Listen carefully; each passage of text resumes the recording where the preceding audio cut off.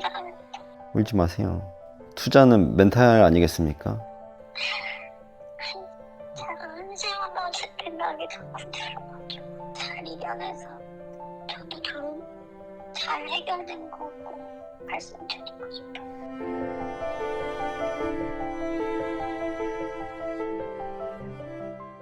네, 여러분 안녕하세요. 저번 영상도 약간 파일럿 영상처럼 가볍게 찍어봤는데 근데 그 사이에 또 사연이 조금 들어왔어요. 그래서 보면서 좀 마음이 이제 저희 편집자랑 보면서도 힘들다 약간 이런 생각이 들 정도로 좀 어려운 상황이신 분들이 많이 이제 주셨는데 실질적인 도움이 될진 모르겠지만 조금 더 제가 겪어온 그냥 경험 안에서 드릴 수 있는 얘기를 또 해드리고자 합니다. 그래서 오늘 이제 첫 번째 사연 분이 있는데 이 사연은 조금 읽으면서 좀 어렸을 때 생각이 많이 나더라고요. 제가 한번 읽어드리도록 하겠습니다. 30대 직장인, 투자 경력 4년, 투자 스타일은 아직 명확하게 없다.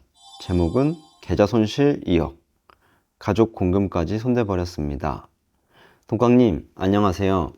처음 뵙겠습니다. 저는 30대 중반 여성 직장인 개인 투자자입니다.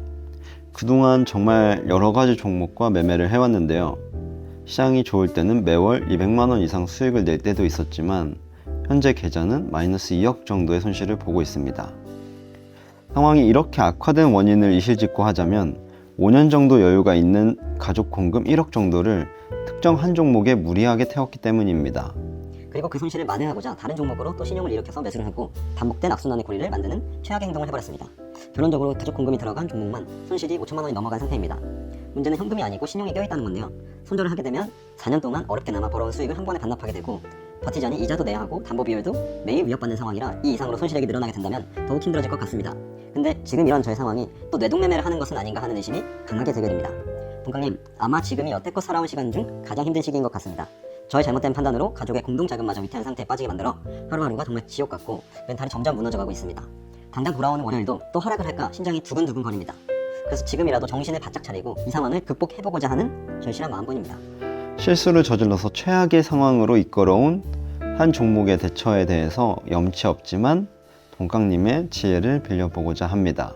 감사합니다. 이분 이야기를 들어봐야겠지만 일단 제가 사연 자체만으로 봤을 때는 본인이 객관적으로 잘 직시하고 있다. 내동매매 할 걸 되게 두려워하고 있고 그렇기 때문에 이게 다 정리하고 끝내버리고 싶지만 참고 있는 거예요.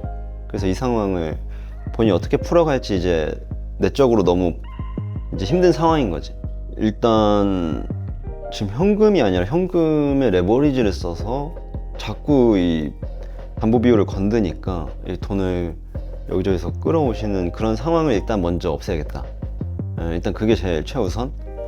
그러면 이제 이자도 그렇고 일단은 심리적으로 안정될 수 있는 그 내용이 제일 중요할 것 같습니다. 나머지 일은 사실상 다 그 뒤의 일이고 일단은 최우선 목표는 담보 비율을 전체 안정화하는 거 그리고 이자 부담을 조금 해방하는 거 그리고 지금 뇌동매매를 조금 하지 않게 하는 거 일단 그 정도가 되게 중요할 것 같습니다. 추가적으로 현금을 자꾸 끌어와서 여기서 더 빠지게 되면은 너무 극단적인 상황이 연출되기 때문에 그런 추가적인 손실을 막는 데서 필요한 방안으로 좀 이야기를 해야 될 것 같아요.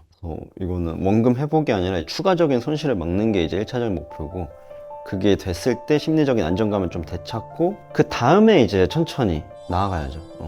오래 걸릴지언정 아직 살 날이 살아온 날보다 많기 때문에 충분히 해나갈 수 있다라는 좀 응원을 좀 드리고 싶네요. 그러면 어쨌든 이 사연자 분한테 통화를 한번 연결해 보도록 하겠습니다.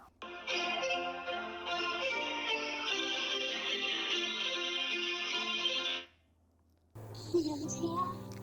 네, 안녕하세요. 안녕하세요. 네, 사연 주신 분이시죠? 네.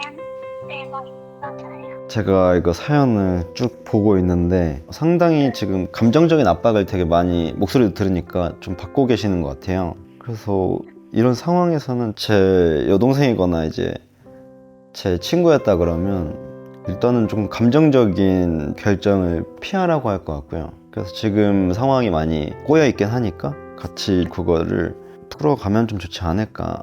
네. 네, 저도 그러고 싶어서. 이제 가족 공금이랑 이제 조금 뭐 신용 자금이 함께 얽힌 상황이잖아요. 그랬을 때 지금 이제 포트폴리오에는 종목이 하나만 있으신 건가요?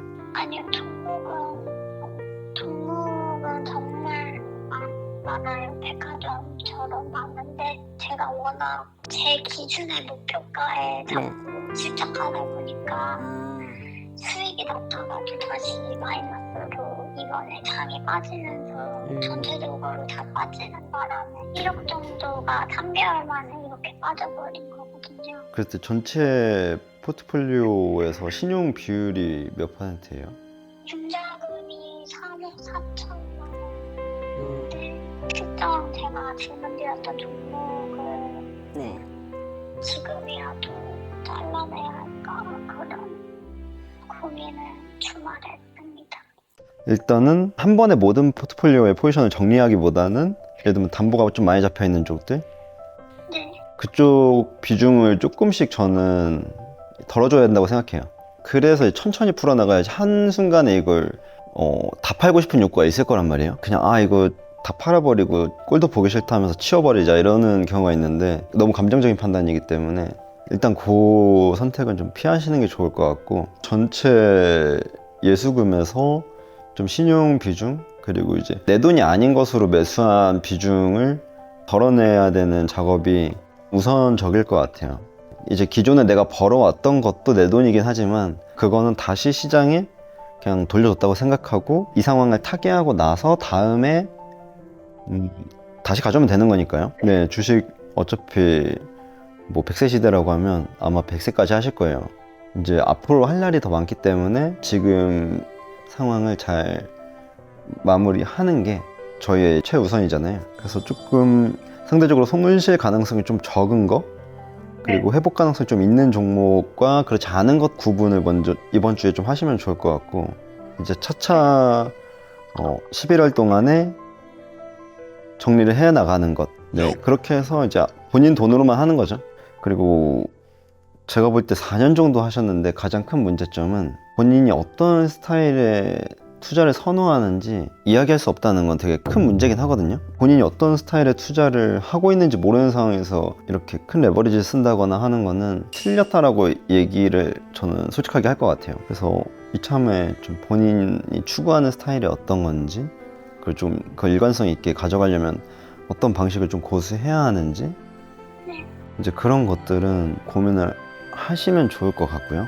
전 좀 너무 마음이 아팠던 게 그 월요일이 되면은 가슴이 두근두근 한다고 했잖아요. 그게 정말 저는 좀 보면서 마음이 아프더라고요. 저도 뭐 안 겪어본 게 아니니까. 근데 잘 마무리하실 것 같아요. 저는 이제 얘기하면은 좀 단단한 사람이라는 생각이 들거든요. 사실 제가 아니었어도 현명하게 잘 해결해 나가실 분인데 일단 많이 자신감이 떨어져 있으신 것 같고 시간이 필요하다는 걸 좀 받아들이시면 될 것 같아요. 이게 단기적으로 보면 너무 지옥 같은 하루하루인데 또 이게 시간 지나면은 항상 이제 주식시장이랑 이게 똑같아가지고 이제 인생 곡선도 상승하는 시기가 옵니다. 감사합니다. 네, 그래서 충분히 현명하신 분이다라는 생각을 저는 사연에서 좀 봤기 때문에 너무 본인을 자기 파괴적인 생각으로 좀 몰고 가지 않았으면 좋겠어요. 그래서 제가 도움을 좀 잘 드렸으면 좋을 텐데 감사합니다. 울지 마세요. 투자는 멘탈 아니겠습니까? 제가 은퇴하다 생각이 자꾸 들어가지고 잘 이겨내서 저도 좀 잘 해결된 거고 말씀드리고 싶어요. 그니까요. 네, 그래서 그걸 반드시 뭔가 수익으로 다시 복수해야지 이제 그게 목표가 아니라 우리의 목표는 뭐다? 지금 이 상황을 조금 안정적으로 다시 만드는 거. 그 원금 회복이 1차적인 목표가 되면은 이건 너무 멀리 느껴질 거거든요. 조금 더 길게 생각하는 방법을 이참에 배운다 라고 생각을 하시면 좋을 것 같습니다. 어떻게 보면 이 사연자 분이랑 비슷한 상황이 전국에 얼마나 많겠어요. 근데 이제 어쨌든 용기 내서 또 다른 사람한테 이게 도움이 되는 거니까 네, 이 자체가 굉장히 저희가 좋은 일을 하고 있다라고 생각하시고 네, 그런 자신감을 가지셔도 될 것 같아요. 꼭 극복하면은 잘 정리되면 또 알려주세요. 꼭 알려드릴게요. 네, 전화 주셔서 정말 감사드리고 알겠습니다. 그러면 오늘 하루 잘 마무리하시고, 네, 회사 일도 열심히 하시고, 그리고 퇴근하고 나서 본인 이제 포트폴리오 어떻게 할지 그것들을 이제 생각해보는 시간 잘 구분하시면은 충분히 이제 성장하실 거라고 봅니다. 네, 그러면 오늘 사연자분의 좀 이야기를 들어봤는데, 일단 좀 마음이 그렇게 좋진 않네요. 이게 뭐 약간 너무 막다른 길에 몰려있는 기분일 거다라는 생각이 좀 너무 많이 들어서 그 마음은 충분히 이해하고 감정적인 위로보다는 조금 더 현실적인 방안, 그리고 장기적인 목표와 이제 단기적인 목표를 조금 구분 지어주는 정도, 그 정도로 제가 조금 이야기를 했는데 그래도 충분히 잘 해나가실 분이라는 생각이 들어요. 왜냐면 객관적으로 상황을 직시하고 있더라고요. 그래서 그런 면에서는 당연히 믿어 의심치 않는다. 이 상황을 타개할 거라고. 좀 듣는 내내 이제 저 어릴 때도 생각나고 제 주변 사람들도 좀 생각나서 약간 공감대? 약간 그런 생각이 들더라고요. 동생 같고. 동생일지 모르겠는데. 그래서 잘 아마 현명하게 대처하실 거라고 생각이 들고요. 저는 또 다른 사연자분들이 사연을 주시면은 또 이제 오겠습니다. 그래서 웃긴 컨텐츠도 해야 되는데 이게 약간 무거운 건가? 다음에 좀 어린 친구들 이렇게 내가 전화해서 시원하게 이제 뭐라 하기도 하고 약간 그래야 될 것 같아요. 네, 다음엔 반도체 마스터를 한번 불러서 해야겠다. 네가 뭔데? 그래서 이번 컨텐츠 사연자분 또 같이 댓글로 많이 응원해 주시면 좋을 것 같고요. 안 좋은 댓글 달면 차단할 거니까 삭제 아니고 차단합니다. 그래서 이런 좀 사연자분이 용기 내서 사연을 냈으니 그걸 너무 이제 폄하하거나 하는 댓글은 이제 지양해 주시고 같이 위로하고 좀 나아가는 시간으로 이번 컨텐츠를 보시면 좋을 것 같아요. 그럼 저는 또 다음 영상에서 뵐게요. 안녕.